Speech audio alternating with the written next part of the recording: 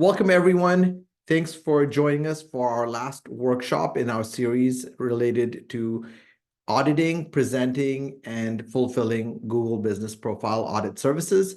In this workshop, we'll be, for the most part, focusing on common FAQs that we've dealt with or that other agencies have struggled with over the last year that have been posed to me, as well as opening it up for the rest of you to ask any questions you have around fulfillment, auditing, presenting, or ultimately executing this as a freelancer and agency owner. All right. For those of you who haven't been to any of these sessions or don't know me, my name is Cliff. I am the founder of My Web Audit. I also am an agency owner. Anything that I have shared in the past workshops, so that I'll be sharing on this workshop, is information that we actually implement in our agency today. And whether you are a freelancer working with smaller businesses or a larger agency working with 7- and 8-figure businesses, we've been through the gamut of all of that. And so everything that's shared here is contextually applicable to you. Again, this is part of a series for GBP, and we started with workshop 1 around generating an offer that is compelling and then getting demand for that offer and how to generate that. That's in workshop number 1. You can check that out on YouTube or in our Facebook group. The second one is about how to generate these audits in 5 minutes or less, and then to be able to identify what specific areas and data points you should be looking at in order to identify the best opportunities and what to take action on first. And then the last one we had last week was specifically focused around presenting GBP audits so that you could close the deal. And then this one is specifically about how to do Q&A, and then if you are actually doing an implementation, happy to have you share your screen, show me an audit, and then we can go back and forth on what you see and potentially what you should be doing if you would like to do that. So I'm going to go ahead and jump right into the Q&A. In order to add value, as I mentioned, I am addressing some of the common questions we had on the last few workshops, as well as that I've received from other agency owners, right? So for many of you, if you are anything like me, in our agency, our primary service is web design, right? So it's about 70% web design and then 30% other services, which is usually around local SEO or paid ads. And so if you offer web design to your clients, here are my biggest, most important reasons on why you should be offering GBP services to your clients. The most important one is that it adds value to them, right? If you're able to solve their GBP issues, you're able to help get them some visibility, which ultimately gets them some traffic, leads, and then customers. By doing that effectively for them, you can grow your business, right? It's a great source of recurring revenue. It's a complementary service. What do I mean by that? Like when you work on GBP, then it leads to work on the website. If you optimize things for the website, it helps the GBP. And in many cases, I've had issues, or I've heard from other agencies saying things like, hey, someone reached out to my client, offered local SEO or GBP, and then said, working with your agency or working with the freelancer you work with is just not effective, and it's going to take you more time and money to get this done if they do it versus me doing it, right? And then you ultimately lose a basic website care plan or website client. And I'm not saying that should be your primary reason, but ultimately know that it's a complementary service. And in 2024, I think everyone should be offering value-added services that are complementary to an agency so that you can showcase your value in different ways other than we make website updates, right? And then lastly, because you are able to showcase your value, generate recurring revenue, and add value to your customers, you're actually able to increase their lifetime value as well as increase customer retention, right? Because to them, the thing I want them to take away when they think about my agency is, hey, Cliff and his team not only helps us with our website, features, functionality, building out new things or designing new things, but they've actually helped us grow our business, right? And that might be whether we just do some GBP work for them, whether we do local SEO work for them along with the website. The idea is for them to understand that we deliver a value that supersedes just website updates and design updates, okay? So if you don't offer GBP services and just thought, hey, you know what, it's something I'm interested in, I wanted to let you know, like, this is a great way to increase your recurring revenue, add value to your customers, and ultimately increase their retention. Okay, so you might be thinking, if I run a web agency, where does this actually fit into my process, right? And so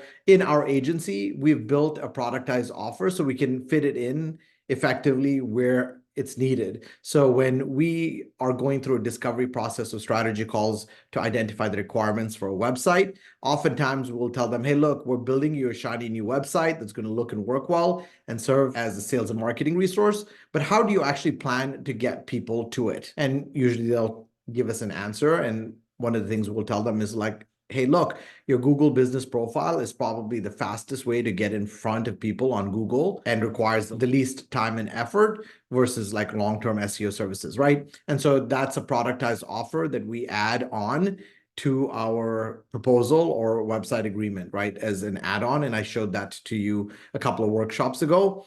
Another time we use it is part of our care plan. Every now and then we'll have clients that are on a care plan and they tell us, hey, you know what, Cliff, whether it's the summer or ultimately we don't see ourselves needing any specific work, we'll come to them and say, hey, okay, cool. Let's find some areas of opportunity where we can add value and leverage those hours versus them losing it, right? It's our way of being proactive. And so we'll tell them something like, look, you have one care plan hour or two care plan hours a month. So over the next couple of months, what we're going to do is audit your GBP and optimize it for you. And that's where your care plan hours will go. And so, for example, if they get an hour a month for the next 3 to 4 months, that'll be an audit and then the optimization.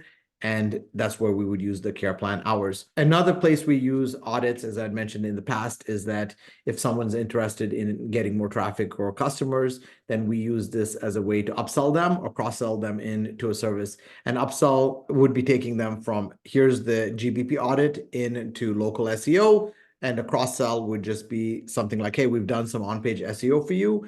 We would like to do the GBP optimization. And that's when we promote either one of our three options. And I'll kind of cover that here in just a minute, right? So our three different options that we use the most in our agency is potentially the GBP audit and consultation. So these are our productized offers. The audit, the consultation, and the optimization, that's $499, or the 90-day put your business on the map productized offer, which I mentioned to you, which is $2,499. And then if we need to do a review campaign with them, then that would be another $500 on top of that. So these are the different productized services we offer. And potentially, these are where we use them in our agency process. So for those of you that are on this call, you obviously understand how to run an audit, how to present it, how to potentially do a Q&A session with your prospects. So I don't need to cover that. Optimization is really covered in our Google business audits. So you can just follow that and you'll know what to address. And then for the put your business on the map offer, our 90-day productized GBP offering, what we really include is the audit and consultation. The consultation there is actually at that point to better understand their service area and their ideal target audience, right? So that we can ultimately identify how to optimize the GBP. We're then building out local citations. For us, that is using WhiteSpark or Advice Local or Bright Local or Moz Local. All of those, depending on which part of the world you're in, will serve that need. Once we're done with that, we then analyze, I analyze website analytics. Right, so we're looking at the Google Analytics to see what pages are actually being viewed locally by an audience. We're also looking at the Google Search Console, and then we're identifying up to 4 URLs, and then we're running our on-page SEO audit on those 4 URLs, and then we optimize the pages, and then as needed, we'll run a review campaign. All right, so if you have questions, obviously at the end about any of these specific points, I'll be able to answer it at that point, all right? So this is almost similar to the last slide. If you're trying to figure out like, what do you need to do to be able to get the best rankings or better rankings for your clients? Really, it starts with the GBP optimization that gets the information accurately positioned for Google for the profile. Then the next thing is to build some local citations to help you get some links to the website and then build some local signals from different directories for whatever industry they're in. On-page SEO really matters because whatever Google is linking to, they want to ensure that the same signals are there as they are on the GBP. And then lastly, on an ongoing basis, it's really important to ensure that whatever you're focusing on your GBP is focused on the website so that there is some sort of authority in that niche, Okay, so you want to make sure that you create content, whether there's blogs or blog posts, and then continue to optimize them. And if you create a blog post, then obviously create some posts for that blog post. You can use AI or obviously have your content writer create them or do it yourself, put them on Google, and then link them back to the website blog post. All right. So as far as what do we as an agency track and report on when it comes to GBP for performance? As I mentioned before, our key metrics that we're looking for on GBP are how many calls did they get, how many clicks went from the GBP profile to the website, and then obviously if they're a brick and mortar company, which most businesses will be, is how many directions they got. We have a report inside My Web Audit that we're looking to generate.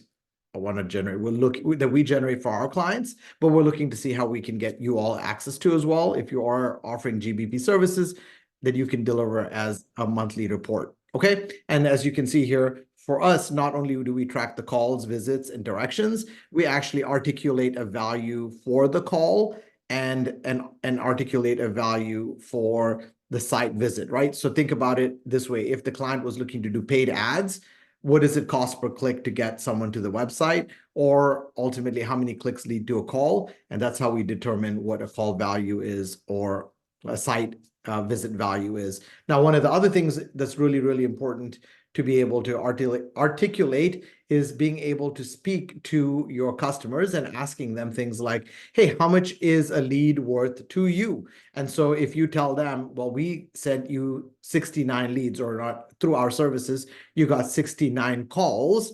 From those, let's just say only a third, 30 of those calls were legitimate inquiries. And from those 30, you closed a third of them. That equates to 10 customers. What's a lead worth to you? And if they say something like, for example, if they're a home remodeler and that's worth $5,000, then that's $50,000 in new business that came from their GBP profile. Let's just say it wasn't a large contractor like a home remodeler, but let's just say it was a HVAC company, right? Does AC tune-ups and heating and conditioning and all of that. And they're like, it's $249. That's still $2,499 worth of value that they got from that service, right? So it's easier to position return on investment of your services by doing this. Now, for those of you that have had clients with GBP issues and you want to look like a hero, up until last year, you'd have had to submit forms and be at the mercy of Google. But Google, in its model to generate more revenue, has launched a service called Google Business Advisors. I came across this last year and it's been very helpful for me. I've shared this with other agency owners as well. All you do is go to this URL, and from here you can schedule a call and get direct support and assistance from Google for a price, right? And that's really, really a great resource for you to be able to accelerate support for whatever your issues are. Then from there, the next question I oftentimes get is like, okay, Cliff, what factors really impact local map pack rankings on Google? And the reality is, if you asked 10 SEOs or 100 local SEO pros, many of them are going to tell you different things, but for the most part, there is a consensus on what matters. And Whitespark has the best report, and every year they'll come out with this. And so for 2023, they have this really great resource. Watch the video and then you can kind of go through the ranking. And what's really cool is they've analyzed this across 100 plus SEOs, and then they ask them things such as, what's the rank? Rank the number one factor and then give it some sort of weighting score or measure, right? And so you can go through this and identify this. Now, the good part is if you use My Web Audit, we've already done the research and have prioritized the elements and factors that matter. But I highly recommend you look at this, because what you'll realize is when you look at this, things such as HTTPS, right? Is there an SSL on the website? Is the page that it's linking to optimized, right? Is the page speed in place? Like, those are all great web services that you can promote as part of local SEO and GBP optimization that the agency side, the web agency side, or the web services side of your business gets to fulfill as you handle the SEO stuff. All right. So I am hopeful that what I shared here is valuable to you. As I've mentioned, our Facebook group can be found here. Jump in, it's free. And if you have questions, it's a great place to get answers from myself and other agency owners.